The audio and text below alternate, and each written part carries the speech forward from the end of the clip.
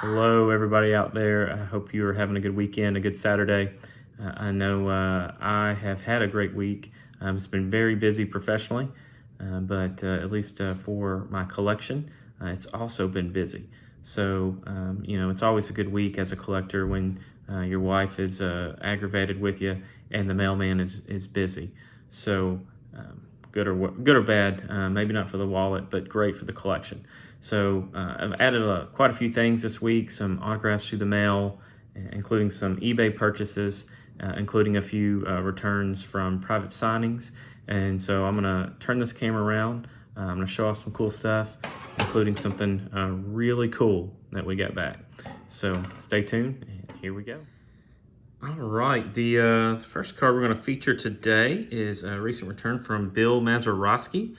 It comes to us, he still lives in Pennsylvania, and of course he was 1960 World Series star, hit a massive home run there, one of the most famous calls in baseball.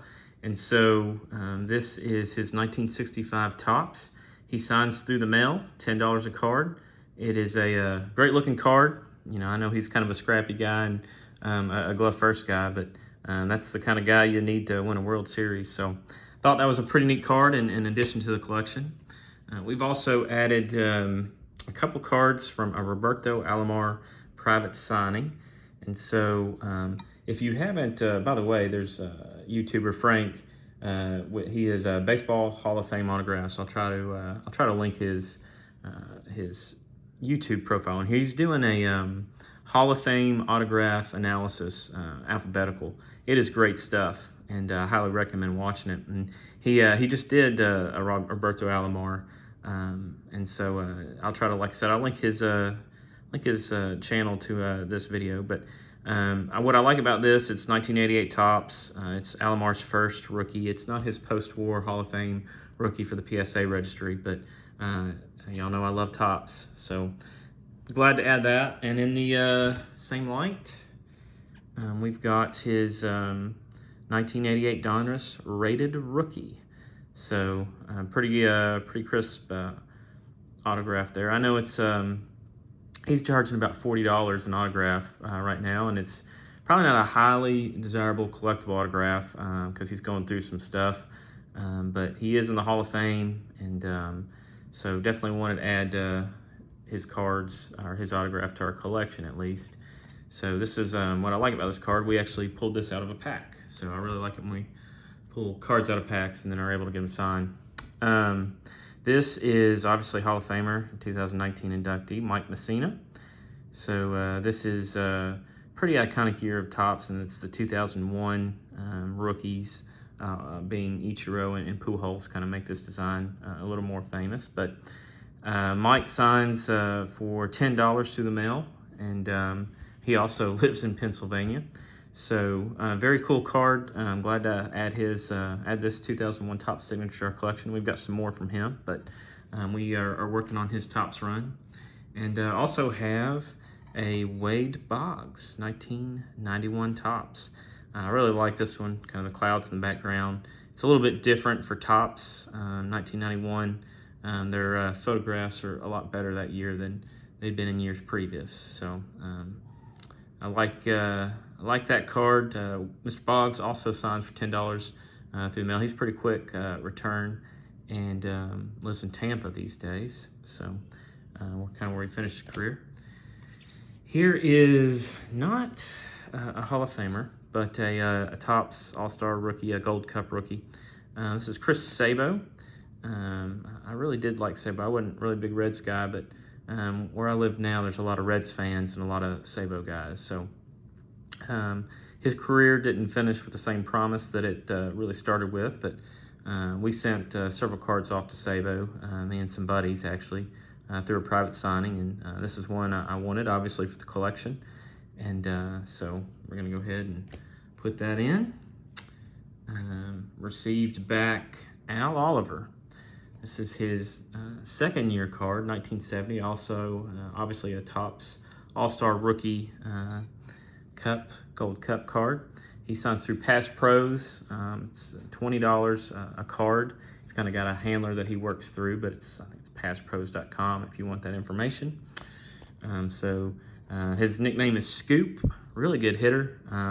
I kind of follow his career or watched his career through YouTube, stuff like that, watching him play games.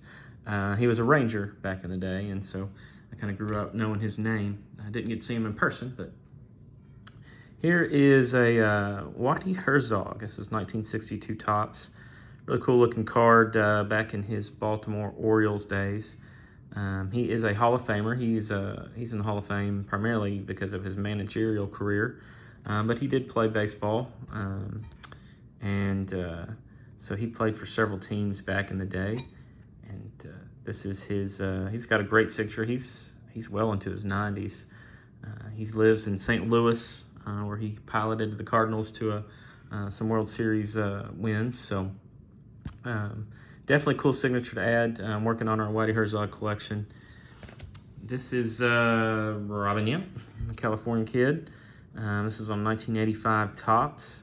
This was an eBay purchase. So I did not, Robin Yount does send out to a lot. So anytime I buy something on eBay, I study it real well and got what I felt like is a good deal from a reputable individual who had a lot more autographs and things of that nature. So nothing crazy. It's a bit rushed probably, but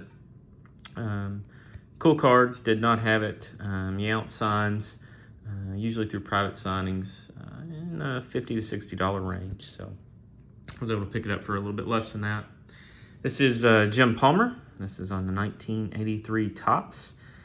He also signs through the mail, and so classic Jim Palmer signature there.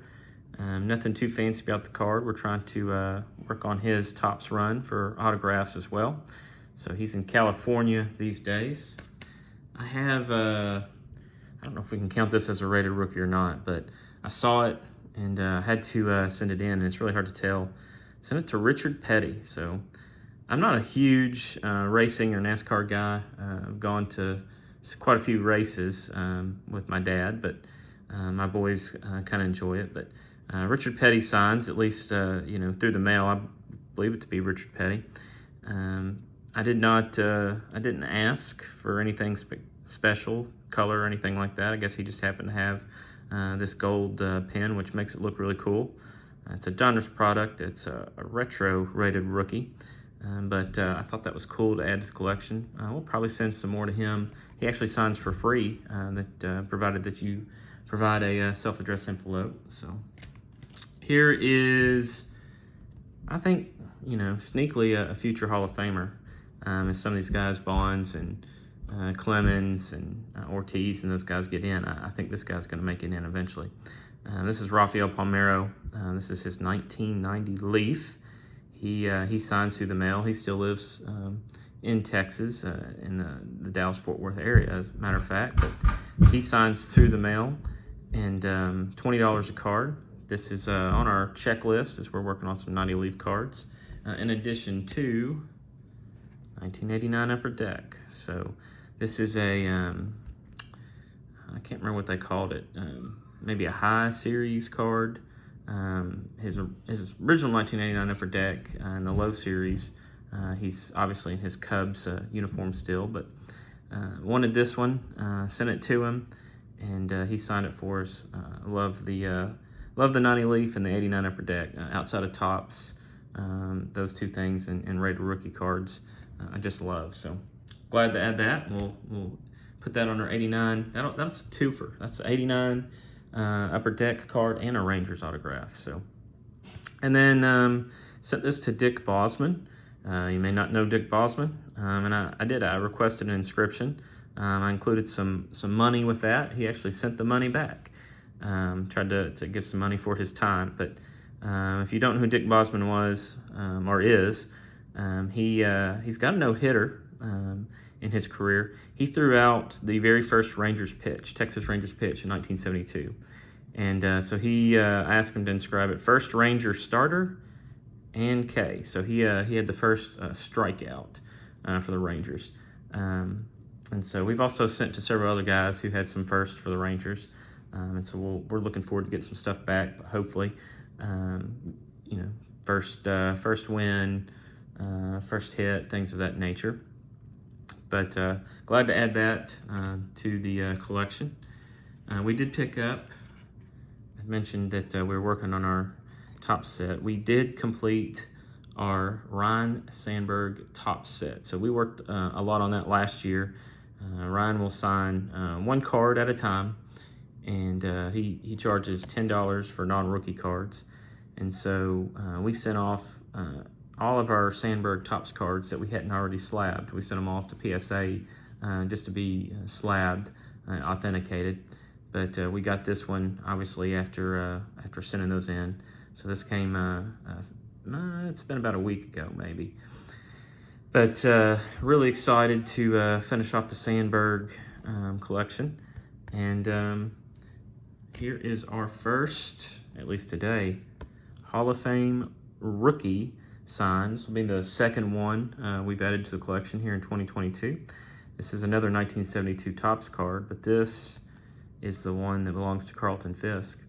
As you can see, you know, one of the things I don't do a real good job of showing you, when I get a card, this is a beautiful card, and I don't know, you know, what it would grade just looking on the front, but I do know if you flip it over that it would not grade well because of what's on the front. So to me, this makes the perfect card to send to get an autograph. Mr. Fisk is gracious enough to sign cards. He signs for $50 a card, and he does it through the mail. You actually send a check to a cancer center. He'll tell you that he battled prostate cancer, and so it's for a charitable contribution of $50 per card. He will sign in return. So we'll be sending a few more cards to Mr. Fisk this year, some cards we really like. It'll be hard to complete his set, but who knows. All right, now two quick cards before I get to the main card, the cool card. I added a couple of Juan Gonzalez cards. I love Juan Gonzalez, was a big fan of him growing up. This is his 1990 Upper Deck card. He is signing through the mail right now in Puerto Rico. I don't know, I mean, I believe it to be his signature. You just never know through the mail stuff. So he's signing for free, as a matter of fact. So now may be the time to get him. I have had the opportunity to meet him in person, but here's another one. This is not a 1989 Upper Deck. It's actually 1999 Upper Deck card, but I like it because it's a tribute to 1989 Upper Deck. So this is another card that he signed, added to the collection. I'm not going to count it as an 89 Upper Deck card, but I'm going to count it as a Rangers card. And then one other quick note, I did pick up several of these this week. This is obviously the Bowman Chrome rookie card for John Lester. He retired this week, and he's got some sneaky good numbers, the 200 wins, and I saw a stat that there's 8 pitchers in basically modern day baseball who have 200 wins or more.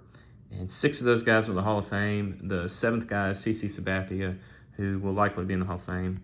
And John Lester is the 8th. So given he had a few World Series rings to his name, had some accolades, had a really good career, I think he's probably a good Hall of Fame candidate. So again, these 2006 Bowman Chrome rookie cards, I think, will be pretty collectible. You can get them pretty cheap right now. I think most of them about $8 ship. And that leads me to, does this count as a Cy Young signature? All right. So a little bit of backstory.